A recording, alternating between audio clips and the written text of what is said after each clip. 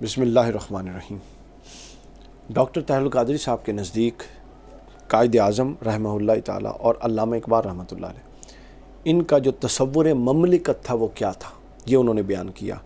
یعنی جو قائد اعظم اور علامہ اقبال کا تصور مملکت تھا وہ ڈاکٹر طاہر القادری صاحب بیان کرتے ہیں، اور آپ کے نزدیک وہ 12 چیزوں کا مجموعہ تھا۔ یعنی 12 چیزیں ملیں تو قائد اعظم اور علامہ اقبال کا تصور مملکت بنتا ہے۔ اور آپ دیکھ لیجئے کہ اس وقت وہ 12 چیزیں ہیں یا نہیں ہیں۔ ان میں 12 چیزوں میں سے کتنی چیزیں پائی جاتی ہیں یہ میں بیان کر دوں چیزیں، پھر ہم اس پر تبصرہ کرتے ہیں۔ ڈاکٹر طاہر القادری صاحب فرماتے ہیں کہ سب سے پہلے ملک خود مختار ہو، یعنی داخلی اور خارجی تمام امور میں وہ خود مختار ہو، اپنے فیصلے خود کر سکتا ہو، اپنی پالیسی خود بنا سکتا ہو، اس کو کوئی ڈکٹیٹ نہ کرے۔ دوسری چیز، جہاں حقیقی جمہوری نظام قائم ہو، فی الواقع عوام ہی اپنی مرضی سے، اپنی آزادی رائے سے اور حق دہی سے کسی نمائندے کا انتخاب کرنے میں آزاد ہو۔ وہاں نہ ہارس ٹریڈنگ ہو، نہ لوگ خریدے جاتے ہوں، نہ جاگیرداری نظام ہو، نہ برادریزم ہو، نہ پوری کی پوری ملز والوں کو باؤنڈ کر دیا جائے کہ اگر نوکریاں بچانی ہیں تو فلاں صاحب کو ووٹ دو۔ تو وہاں حقیقی جمہوری نظام ہو۔ تیسرا، معاشی مساوات کا سلسلہ ہو، ہر ایک کی، ہر شہری کی کم از کم بنیادی معاشی ضرورت پوری ہو رہی ہو۔ چوتھی، عدل اور انصاف قائم ہو۔ ایسا نہ ہو کہ دن دہاڑے 14 بندوں کو مار دیا جائے اور 9 80 90 بندوں کو گولیاں لگ جائیں اور عدالت کے پاس وقت ہی نہ ہو اس کی سماعت کے لیے۔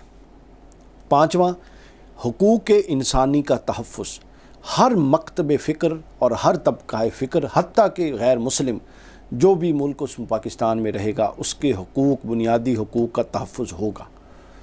اس کے بعد قانون کا احترام، ہر ایک قانون کے ماتحت ہوگا، قانون بالادست ہوگا۔ یہ نہیں ہوگا کہ غریب مرغی پکڑے گا اور گائے چوری کرے گا تو وہ 20 سال جیل میں رہے گا، اور اگر کوئی طاقتور بندے مار دے گا تو وہ وکیل کے بجائے ڈائریکٹ جج کر کے آگے گزر جائے گا۔ ساتواں، امانت اور دیانت جس کے معاشرتی امتیازات ہوں، ایسی مملکت جس میں امانت اور دیانت پائی جائے اور اس معاشرے کی پہچان اور اس کا امتیاز وہ امانت اور دیانت ہو۔ امانت اور دیانت کا کیا لیول ہے آپ دیکھ لیجئے کہ اس وقت جب میں آپ سے بات کر رہا ہوں 2022، یہ مئی کا مہینہ ہے، اس وقت ہمارے وزیر اعظم وہ صاحب ہیں جن پر 24 ارب روپے کا منی لانڈرنگ کا مقدمہ ہے، اور آج کل میں ان کو سزا ہو رہی ہے، اور وہ ہماری ایگزیکٹو ہیں، chief executive of the country ہیں۔ اللہ کی شان ہے۔ قائد اعظم اور اقبال کے بس میں ہوتا تو وہ قبروں سے نکل کے آ کے واویلا ڈال دیتے سڑکوں پہ کہ یہ کیا کر رہے ہو۔ آگے چلیے، جہاں حکمران عوام کے سامنے جواب دہ ہوں، یہاں تو اگر کوئی ایک فرد یا ایک گروہ یا ایک جماعت کوئی جواب طلبی کے لیے نکلتی ہے تو ان کو مار دیا جاتا ہے، مروا دیا جاتا ہے، ان کے حقوق سلب کروا دیے جاتے ہیں، ان کی نوکریاں ضبط کروا دی جاتی ہیں۔ پھر وہ کہتے ہیں جی، اگلا پوائنٹ یہ تھا، جہاں فوج آزادی اور خود مختاری کے محافظ ہو۔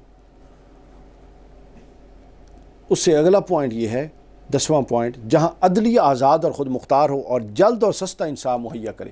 کتنا جلد اور کتنا سستا انصاف مہیا ہو رہا ہے، آپ صرف فگر نکلوا لیجئے، گوگل سے لے لیجئے کہ ہماری عدالتوں میں کتنے کیسز پینڈنگ ہیں۔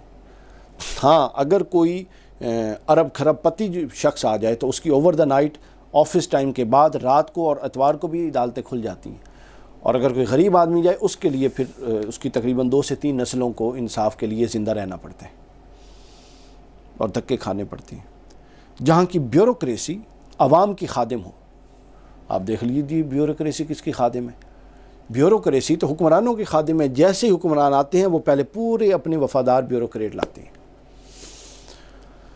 12واں پوائنٹ یہ ہے، جہاں کی پولیس اور انتظامیہ عوام کی محافظ ہو۔ الا ماشاء اللہ، سب ایسے نہیں، محافظ بھی ہیں، الا ماشاء اللہ ایسے بھی ہیں جو گولیاں مارتے ہیں پولیس والے۔ تو یہ وہ ریاست کے 12 ستون تھے جو ڈاکٹر طاہر القادری صاحب بیان کرتے ہیں کہ قائد اعظم اور علامہ اقبال کی فکر اس مملکت کو چاہتی تھی۔ لیکن ہوا کیا؟ ہوا یہ کہ ہم نے فکر پر، 2 قومی نظریہ پر اور قائد اعظم اور اقبال کی قیادت میں ملک تو لے لیا، لیکن جو ستون جن پر ملک کا اور ریاست کا نظم اور ڈسپلن اور ملک کا نظام اور اداروں کا نظام قائم کرنا تھا وہ ہم بدقسمتی سے قائم نہ کر سکے، اور آج ہم 72-73 سال ہو گئے ہیں پاکستان کو آئے، آج بھی آپ ان 12 نکات میں سے دیکھیں تو آپ شاید 2 یا 3 نکات پہ بھی نہیں پہنچ سکے۔ اس کی بنیادی وجہ عوام کے اندر سیاسی شعور کا فقدان، اس کی بنیادی وجہ مفاد پرستی، اس کی بنیادی وجہ کرپٹ الیکٹورل سسٹم، اس کی بنیادی وجہ ہارس ٹریڈنگ، اس کی بنیادی وجہ مذہبی طبقے کا ایک حصہ زر خرید، اس کی بنیادی وجہ مذہبی طبقے کا ایک حصہ غیر سیاسی۔ یہ وہ بنیادی وجوہات ہیں جنہوں نے اس ملک کو تباہ و برباد کر کے رکھ دیا ہے۔